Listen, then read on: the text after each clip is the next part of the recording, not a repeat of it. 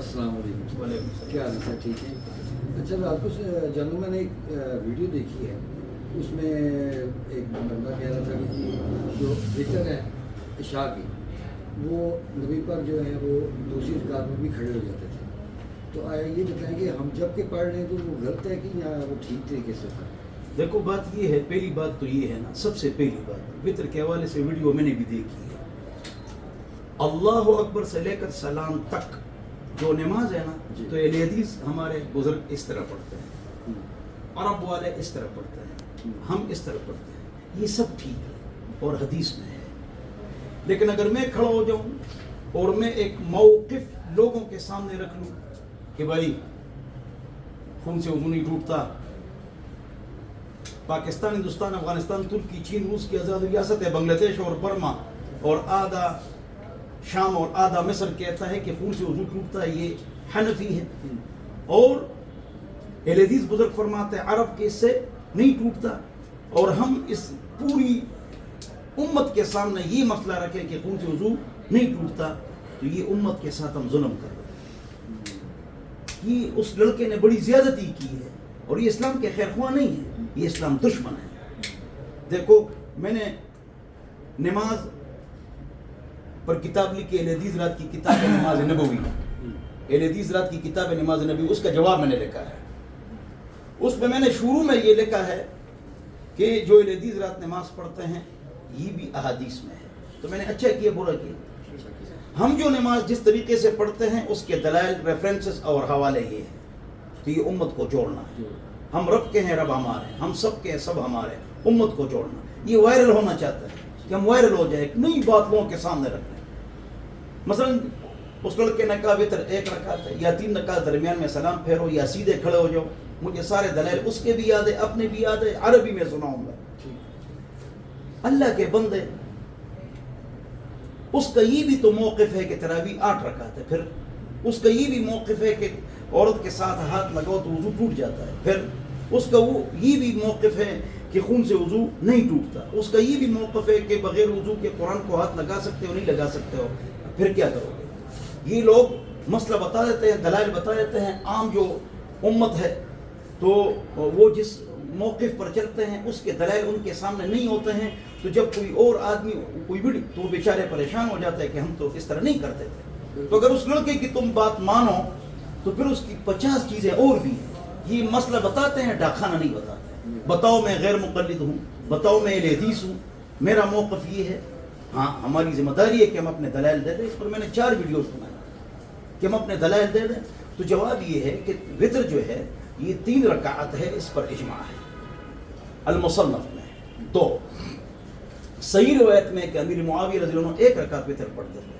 تو ایک صحابی کو شکایت گئی کہ وہ تو 1 رکعت وطر پڑھتے ہیں. تو انہوں نے کہا کہ صاحب النبی صلی اللہ علیہ وسلم، یہ بھی حضور کے ساتھ رہے، ان کے پاس کوئی دلیل ہوگی دع انہ فقیہ، یہ فقیہ ہے. تو وہ تو شکایت کیوں لگی؟ وطر عام 3 رکعت تھی، جب اس نے 1 پڑھ لی تو فوراً یہ کیا کر رہا ہے؟ جیسے عبداللہ ابن زبیر رضی اللہ عنہ رفعتین کیے رضی اللہ عنہما. تو ایک صحابی باغ کے بڑے صحابی کے پاس آئے، ایک تابعی، کہ یہ تو رفعتین کر رہا ہے. تو انہوں نے کہا نہیں، یہ بھی سنت ہے. تو ہم آج بھی کہتے ہیں رفعتین سنت ہے، لیکن اکثر صحابہ رفعتین نہیں کرتے تھے. وَبِهِ يَقُولُ غَيْرُ وَاحِدٍ مِّنْ أَهْلِ الْعِلْمِ مِنْ أَصْحَابِ النَّبِيِّ صلی اللہ علیہ وسلم. اکثر صحابہ رفعتین نہیں کرتے تھے، باس کرتے تھے. وَبِهِ يَقُولُ بَعْضُ أَهْلِ الْعِلْمِ مِنْ أَصْحَابِ النَّبِيِّ صلی اللہ علیہ وسلم. ترمذی شریف جلد نمبر 1 صفحہ 149. تو آج بھی اکثریت امت رفعتین نہیں کرتی ہے، حتیٰ کہ مکہ مدینہ میں 80% لوگ رفعتین نہیں کرتے ہیں. وہ پاکستان، ہندوستان، افغانستان، ترکی، چین، روس کی آزاد ریاست ہے، بنگلہ دیش، برما، آدھا مصر، آدھا شام، حنفی ہے، عربی ہے لیکن حنفی. تو جواب یہ ہے کہ ابن عباس رضی اللہ عنہما اپنی خالہ میمونہ کے گھر سوئے. بخاری شریف کی روایت ہے کہ میں حضور کی خدمت کروں گا صلی اللہ علیہ وسلم اور حضور کی وطر کو دیکھوں گا. یہ بخاری شریف کی روایت ہے. تو اس میں روایت موجود ہے انہ رقد عند النبی صلی اللہ علیہ وسلم، وہ حضور اکرم صلی اللہ علیہ وسلم کے گھر سوئے. خالہ تھی اس کی محرم. تو پھر حضور اکرم صلی اللہ علیہ وسلم کے تہجد کا ذکر کیا.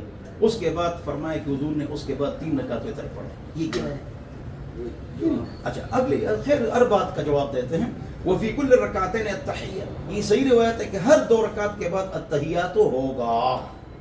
تو ہم 3 رکعت وتر کے درمیان التحیات پڑھتے ہیں. یہ تو قاعدہ اور قانون ہے. اگر کوئی درمیانی قاعدے میں نہیں بیٹھا اور کھڑا ہو گیا شیخ سدیس اس طرح بھی کرتے ہیں.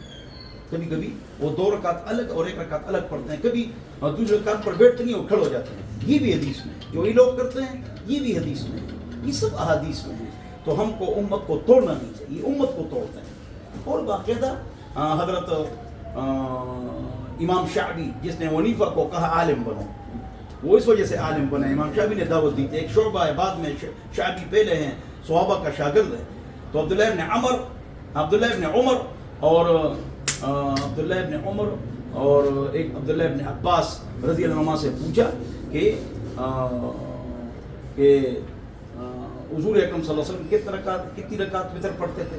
اس میں بھی ہے، اور ابن عباس سے بھی مروی ہے، نسائی شریف میں بھی ہے، اور ابن ماجہ بھی ہے. علامہ وقیری نے اس کو صحیح کہا ہے، علامہ البانی نے اس کو صحیح کہا ہے. ٹھیک ہے نا، کہ وتر 3 رکعت ہے. پہلی رکعت میں سبح اسم ربک الاعلی، دوسری میں قل یا ایھا الکافرون، تیسری میں قل اللہ احد. اس میں باقاعدہ احادیث میں اس کے جو نا نام کا بھی ذکر ہے، کون کون سی صورت ہے آپ نے پڑھنی ہے. باقی جن وہ کہتے ہیں بھائی وتر کی طرح اس کو نہ بناؤ، یہ بھی اس میں ہے. بھائی حدیث میں یہ بھی ہے کہ وتر کی طرح بناؤ، حدیث میں یہ بھی ہے کہ وتر کی طرح نہ بناؤ. اب کیا کرو گے؟ دارقطنی میں ابن مسعود نے فرمایا کہ اس کو مغرب کی طرح بناؤ، تو وہ بھی 3 ہے، یہ بھی 3 ہے. مغرب کی طرح نہ بناؤ، اس میں دعائے قنوت نہیں ہے، اس میں دعائے قنوت ہے. تو ہے بھی اور نہیں بھی ہے، ہے بھی اور نہیں بھی ہے. تو یہ جس طرح انگلی اٹھانا ہے، ایک حدیث میں حضور نے حرکت نہیں دی انگلی کو، ایک حدیث میں کہ دے دی. اب کیا کرو گے؟ حرکت دی، یہ شاذ روایت ہے، میری تفصیلی دلائل ہے اس کے اوپر کہ یہ شاذ ہے. شروع تا آخر یہ 2 انگلیوں کو گول دائرہ بنانا ہے، اس کا بھی 2 گول دائرہ بنانا ہے. رکھنا نہیں ہے، رکھنا کسی حدیث میں نہیں ہے. مولا علی قاری المحدث الحنفی مرقات شارح مشکات فرماتے ہیں کہ رکھنا نہیں ہے، اللہ پر اٹھانا ہے، اللہ پر ٹیڑھا رکھنا ہے، نیچے نہیں رکھنا ہے. شروع تا آخر اس کو اس طرح رکھنا ہے اور اسی کو دیکھنا ہے. یہ حدیث ہے. سب لوگ غلط کرتے ہیں. 2 انگلیوں میں گول دائرہ، اس انگلی کا گول دائرہ اور اس طرح، اور پھر نیچے رکھنا نہیں ہے اس طرح. ٹھیک ہے نا. تو اللہ تعالیٰ ہم سب کو سمجھ عطا فرمائے. یہی لوگ یہاں ہاتھ باندھتے ہیں، یہ کسی حدیث میں نہیں ہے، کسی حدیث میں نہیں، یہ ہے نہیں، یہ غلط ہے. فوق السرہ و تحت السرہ وکل ذلک واسع. ناف کے نیچے ہاتھ باندھو یا ناف کے اوپر، یہ سب کی گنجائش ہے. امام ترمذی نے فرمایا دونوں کی گنجائش ہے. امام کعبہ اوپر باندھتے ہیں، ہم نیچے باندھتے ہیں، یہ کسی حدیث میں نہیں. یہ ابن باز رحمۃ اللہ علیہ نے نکالا ہے، اور اس کی دلیل بخاری شریف کی سہل کی روایت ہے کہ ہم کو حکم دیا جاتا تھا کہ ذراع کو پکڑو، ذراع کو، تو یہ کو پکڑ لیتے ہیں. غلط، اس لیے کہ ذراع اس کو نہیں کہتے، یہ تو کوہنی ہے، لگڑو تو اس کو، یہ تو کوہنی ہے، یہاں سے لے کر یہاں تک ذراع ہے. یہ ذراع ہے، یہ ذراع ہے. حضور اکرم صلی اللہ علیہ وسلم نے ذراع کو ران پر رکھا. وضع یا یضع ذراعیہ علی رکبتیہ. دیکھو یہ کہ حضور نے ذراع کو کس پر رکھا؟ رانوں پر. اچھا، تو یہ رکھا یا یہ رکھا؟ بولو، یہ رکھا، تو اس کو ذراع کہا. تو یہاں جو ہم پکڑتے ہیں ہم ذراع کو، یہ ذراع ہے. یہ کیوں غلط باتیں کرتے، لوگوں کو خراب کرتے؟ ذراع جی ذراع کو پکڑو، یہ ذراع ہے، یہ تو کوہ نہیں ہے یار. یہ اس کو اس سے آگے کرنا یہ خلاف سنت ہے، یہ خلاف سنت ہے. یہ تھوڑی سی انگلی بھی ادھر ہو جائے خلاف سنت ہے. انگلی ادھر ہو، لیکن کہاں ہو؟ یہاں ہو. یہ ناف کے پاس جی سینہ پر وضع حاضی علی صدری. حضور نے صحابی فرماتے حضور اکرم صلی اللہ علیہ وسلم نے وضع حاضی، یہ ہاتھ رکھا علی صدری کی، سینے پر، لہذا سینے پر ہاتھ باندھنا ثابت ہو. تو غلط کیوں؟ یہ حدیث اس طرح ہے، وضع حاضی علی حاضی، حضور نے اس کو اس پر رکھا. یہ ہے. اگر یہ کہا کہ وضع حاضی علی صدری، حضور نے یہ ہاتھ سینے پر رکھا، تو یہ کیا، یہ کہاں چلا گیا؟ یہ کٹ گیا. اس کے ساتھ کیا کریں؟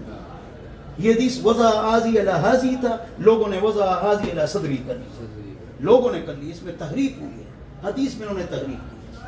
اللہ ہماری حفاظت فرمائے. اس پر میرے پاس ہر بات کے حوالے موجود ہیں، لیکن میں دکان میں کھڑا ہوں تو آپ نے سوال کیا. اللہ تعالیٰ مجھے اور آپ کو عمل کی توفیق عطا فرمائے. والسلام.